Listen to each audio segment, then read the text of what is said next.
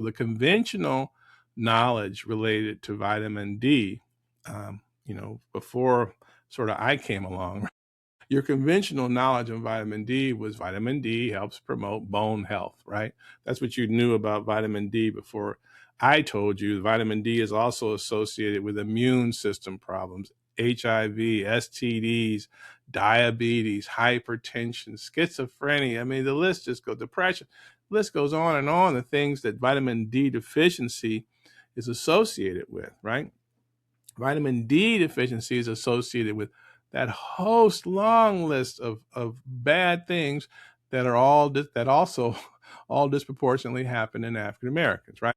And so, but the big thing you think about vitamin D with, again, before I came along, was bone strength, right? So why you would combine the vitamin that does bone, vitamin D3, with the vitamin that coordinates calcium, potassium, and oh my God, it's like peanut butter and jelly. It's the match made in heaven. You put those together. I get it.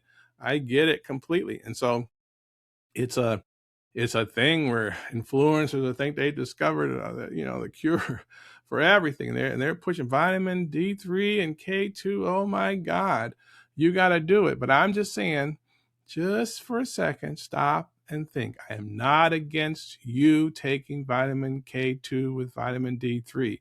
What I'm against is you doing it without having a full amount of knowledge that you need to have, without getting the Black health perspective that, for now, only I provide, right? And so it's important that you think about that. So the vitamin D3 brings the calcium in, K2 directs it right to where it's supposed to go. That's supposed to, decrease your risk for osteoporosis, increase your bone density, make the world, a better place. But it's just important to know that as African Americans, we have this thrombotic situation with high stroke, heart attack, DVT, pulmonary embolism, and all those things. And guess what we have?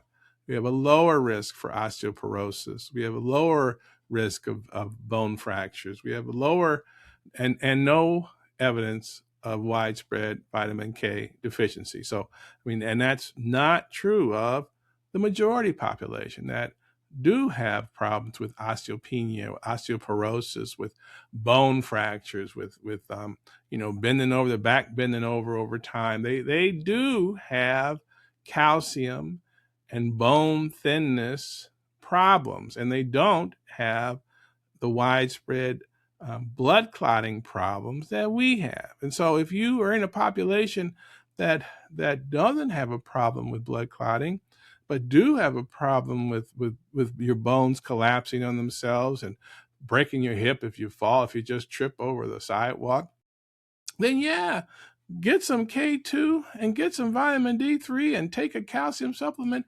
Please take double. Take double, right? But because you need it, right? But you can't. The advice that they're given to Miss Zelensky down the street does not apply to Aunt Mabel. It just doesn't. It just doesn't. And so, and it's unfortunate that the doctors are giving that advice like that, because that's kind of what they've thought about. So um, what I want you to think about before you take some vitamin K2 is, do I have a vitamin K deficiency? Odds are you don't. What's my personal clotting risk? What's my clot risk?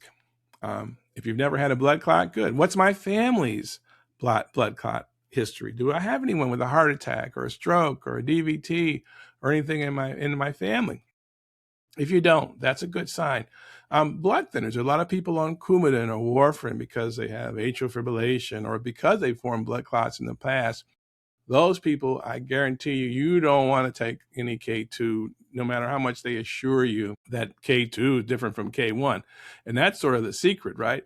If you look at the advice for someone who's on Coumadin or warfarin, someone who's had a blood clot, if you had a pulmonary embolism, if you've had any of those things, and you Google this, please, ask them, is it safe for you to take vitamin K2? Be specific, K2, not K1, K2. Ask them, and they will say no.